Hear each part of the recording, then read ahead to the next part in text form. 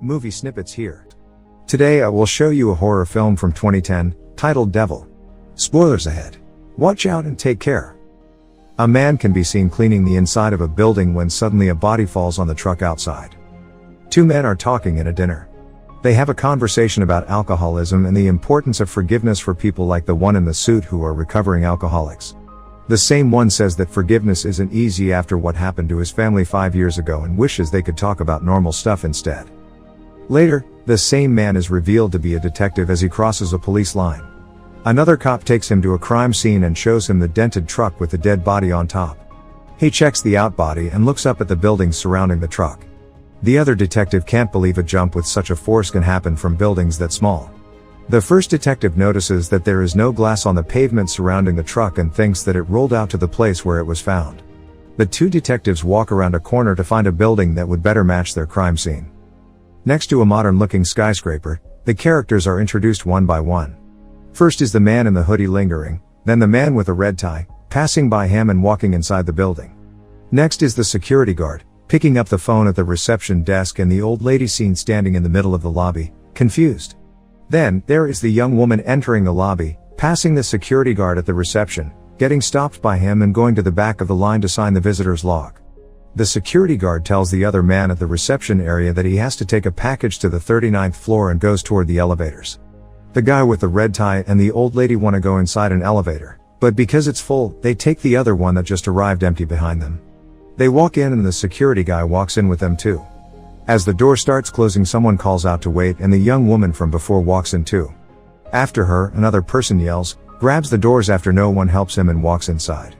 It's the same guy with the hoodie. Once they're all inside, the elevator starts moving, but very suddenly, stops and jams. Meanwhile, an older security guard is watching a hockey game in the main security room. A younger security guard walks in the room and they chat about the game. He notices that one of the elevators is in inspection mode, so the older security guard calls the building engineer about the problem, while the engineer is trying to fix a broken window high up in the building. The guard tells the engineer to check on the elevator first, because there are people stuck inside. Back in the elevator, the security guard is getting anxious.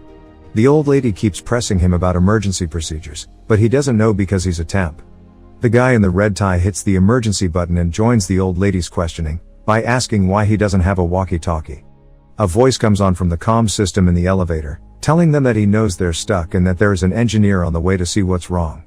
The older security guard is the one talking to them over comm and asks them to say something in the camera, which makes him figure out that there is something wrong with the microphone and he can't hear them. The security guard on the elevator tries calling the lobby from his cell phone, but gets no signal, so the young woman gives him her phone. The call is short and loses signal fast. Music starts playing in the elevator and the guy in the red tie starts singing, annoying everyone inside. The building engineer is on his way to the machine room at the top, where the wind sweeps off his hat and he almost falls off the side. Back down at the foot of the building, the two detectives are approaching and talking. The detective from the diner finds glass on the pavement and they see a man nearby sweeping more glass. He tells the man to stop doing that and declares the place a crime scene. A huge chunk of glass falling from the building, almost killing his partner, confirms his suspicion. Back inside the building, the engineer is seen checking the elevator from the shaft. He calls the main security room to tell them that it looks fine, but that he will reset it. Back at the elevator, the older security guard tells the group over comm that the light will be out for about 20 seconds. The lights go out and when they come back on, the old lady screams at the security guard to get away from her, to which he apologizes, telling everyone that he's very claustrophobic. The third man pushes a panel from the top of the elevator and air starts coming inside. The security guard asks if they should try climbing up, but the other man says that it's dangerous going up the cable. Back at the machine room, the engineer asks the main security if the reset worked, and when they answer that it didn't, he says he'll go check out the problem from the basement. The two guards in the main security office talk about the broken window in the building and how someone might have jumped off it that morning. The younger one is very concerned to hear that. Back on the elevator, the man in the red tie gives the old lady his business card. The group starts having a conversation prompted by a comment he makes about the old lady. He tells them that he knows how to tell if someone is rich or not and compares the old lady to the young woman, saying that the younger one's clothes look expensive. She turns her back at him, but quickly reacts, saying that he grabbed her behind. As the lights in the elevator start flickering, the older guard in the main office calls the engineer asking if he is doing that. The engineer says that he's just looking at the elevators from below and that it looks fine from there too. He pulls a lever on the side of the elevator and asks if that helped. The older security guard informs the engineer that there had been no change, so he says he will go back on the roof and reset it manually. The lights in the elevator flicker again. They're watching it happen from the main office, when the younger guard sees something strange on the screen that scares him. The engineer hears a strange noise and follows it under the elevators. Chasing after it, he almost gets crushed by an elevator dropping down the shafts. The lights in the elevator flicker again and then go out completely. Strange noises are heard in the elevator, as the lights go on and off. When the light comes back on for the third time, the young woman is lying on the ground. The guards in the main office ask what's going on, when the younger one notices that the young woman's back is hurt. The people inside are panicking. Red tie man notices that he has blood on him and tries to hide it from the others. The young woman says that it felt like something bit her, so the third man asks if anyone has anything sharp that might have hurt her. The security guard in the elevator then sees the blood on the man with the red tie. As he tries to explain that she just fell on him, the security guy goes to frisk him for a weapon.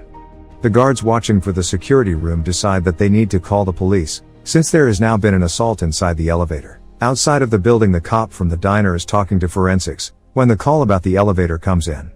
He sees that the call is about the building with the broken window and takes the case, bringing along his partner. Back at the main office, the younger guard finds the footage from the moment he saw something strange on the screen and shows it to the older one, who dismisses it as just grain. The younger one grabs his cross, certain he'd seen something evil, but the older one tries to calm him down. Inside of the elevator, the security guard and the third man try to pry open the doors. Even if they could, they don't know if there's an opening in the shaft they could climb to. The old lady is afraid that the elevator is just dangling and might drop down. The man in the red tie tries to help with the doors, but is sent to the back of the elevator away from the others so to keep an eye on him, still thinking that he hurt the young woman. In the meantime, the two detectives arrive at the main security office where the older guard shows them the security camera and explains the assault. He tells them that the others in the elevator think the man in the red tie was to blame. After the detective assesses the situation, he tells the security guards that they should ask for a repairman from the elevator company and tells his partner to call the fire department. He then asks about the people inside, particularly interested about the security guard. After finding out that he's a temp, he tells the guards in the main office to pull up his files. The younger guard tells him about what he saw in the footage, but the older guard brushes it off again. The detective dismisses it too and tells the people in the elevator to show their IDs to the camera, so he can see who they are. Unfortunately, the writing on the IDs is illegible, so the detectives and the older security guard go to the lobby to check the visitor's log and find out that way. Back at the main security office, the younger guard is keeping track on the security camera from the elevator, when the lights inside flicker again. Inside of the elevator, the young woman suddenly sees all of the people disappear and reappear as bloody dead bodies on the floor. A second later, it's as if that never happened and everyone is in their place. The lights go out completely again. The mirror in the elevator shatters and strange noises are heard in the dark again. When the light comes back on, the man with the red tie is revealed to be stabbed in the neck with a piece of glass from the mirror. Meanwhile, the younger guard calls the two detectives back. They see that the man is dead, so the detective calls for backup. When he starts reviewing the footage, the younger guard starts telling everyone a story. He says that situations like these always start with a suicide and people getting hurt when the devil is near. Sometimes he takes human form and torments people. The last thing he says is that one of those people in the elevator might be the devil. The detectives, uninterested in what the guard is saying, continue reviewing the footage and suspect the security guard in the elevator might be involved in the murder. The partner says that his files show him to be a violent criminal. The group inside the elevator is also talking about who the murderer might be. The fire department arrives at the building. In the main security office, the detective tells the people inside the elevator that the place is a crime scene now. The detective doubts that what happened was an accident, but says the people don't look like killers. He gets an idea and asks one of them to volunteer. He then tells the man to take out a piece of paper from the dead man's pocket. The man raises up a letter to the camera, which the people in the office decipher and realize the dead man was going to see someone in the building. The detectives go to meet with the fire department first, and after the detective from the diner goes to the level of the building with the broken window. Forensics tell him that the suicide note the jumper left is very strange, with the words "I can hear the devil's footsteps draw near" written last. Outside of the elevator, the firemen try to pry its doors open, but they won't budge. Inside, one of the men is trying to get out off the top of the elevator, but the security guard pulls him back down, thinking he's trying to escape. The detective is talking to the person from the building that was supposed to meet with the dead man from the elevator. He finds out that he was a scam artist and asks the person for a list of the people he has scammed. Back at the elevator, the people start frisking one another. Meanwhile, at the main security office, the detective is back and tells his partner that one of the people probably didn't sign in. If they were out to kill the man with the red tie, they wouldn't be stupid enough to do that. He gives him the other list and tells him to compare the two. Then he goes over to the security guards, and the young guard shows him the face from the footage, but in turn the detective shows him the apology note that was left by the person that killed his wife and child in a car crash. He says that people can be evil without the help of the devil. While they're talking, the old guard is reviewing the footage, when he finds the moment when the young woman thinks someone grabs her. The footage doesn't show anyone doing it. The detective thinks she's lying and becomes suspicious of her too. They see the people in the elevator frisking each other and tell them to stop. Inside the elevator, an argument starts up again, and the old lady threatens to pepper spray the security guard. He grabs the spray from her hands. In the main security office, the older guard is calling the engineer, telling him to stop disappearing. The engineer is climbing down the elevator cable and can't get his walkie-talkie to answer. He slips down the cable and a chain from his protective gear tears open. Inside the elevator, the security guard is taunting the old lady with the expired pepper spray, when something heavy drops on top of the elevator. They can hear the old guard's voice from the top. In a moment, blood starts coming in from the top panel. They can still hear the walkie-talkie and figure out that it's the engineer that fell. They can't break off the panel to help. The detective goes to the roof to check on the shaft and sees the engineer on top of the elevator, probably dead. Tells everyone that the people inside of the elevator can hear the walkie-talkie and that they should switch channels. He orders the fire department to get inside the elevator, trough the wall. The firemen start digging trough the wall. Looking trough the footage in the main office, they see that the old lady was stealing wallets. The detective comments that all of them were bad people. As he's looking at the screen, the footage from the security cam glitches again and shows all of the people inside dead, but only the cop can see that. Next, they find footage with the third man and see that he had a satchel with him when he walked in the lobby, but no satchel in the elevator. The lights in the elevator start flickering again, then go out. The security guard lights a match and there's something strange next to him. When the lights come back on, the old lady is strung up on one side of the elevator, dead. The detective sees that on screen and calls for a lockdown of the building, with everyone inside going to the lobby. The older guard goes to the basement. The detective and the younger guard are the only ones in the office, so the younger guard says there is a reason that they are the devil's audience. Inside the elevator, the two men take the old lady's body down. Meanwhile, the detectives look for the satchel and find it in a restroom near the lobby. The satchel has tools inside that the detective suspect might be used to rig an elevator. Back in the main office, the younger guard is left alone, so he starts reciting prayers over the comm. The people in the elevator don't like what he's doing. They talk a little, but quickly a fight between the two men ensues. The young woman is calling for the security guard to kill the other man. Back in the main office, while the guard is still praying, the detectives walk in and see what's happening in the elevator. They order the people to back away and put their hands on the walls. As the people in the elevator settle down, the cop asks the younger guard how his story ends. He tells him that they all die. His partner then tells him that the young woman has a record too, that she was married to a rich man and that she was in the building to see a lawyer. The two of them run in the lobby and find the lawyer.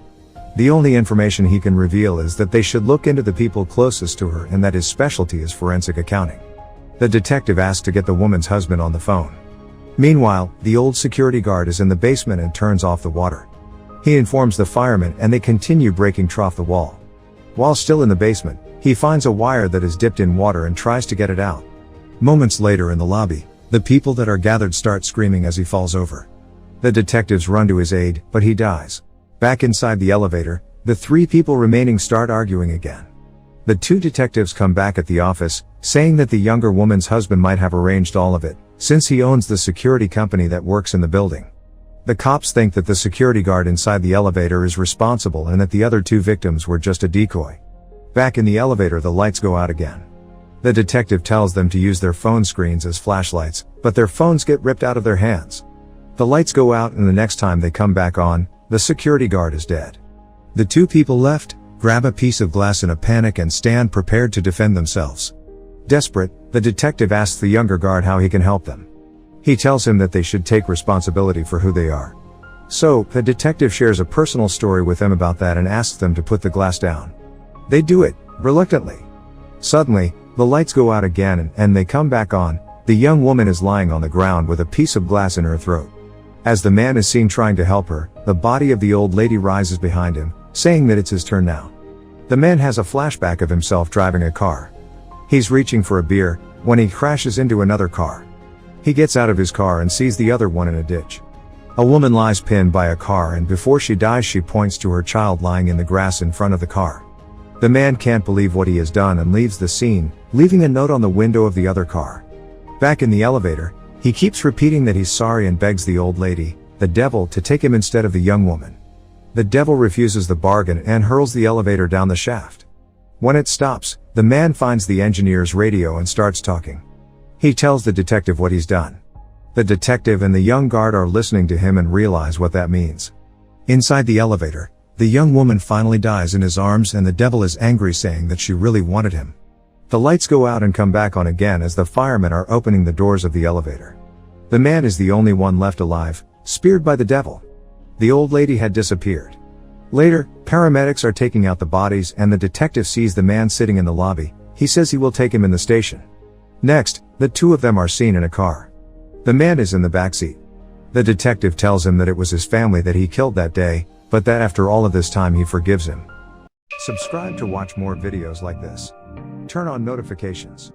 And leave a like, it really helps the channel out. Thank you for watching.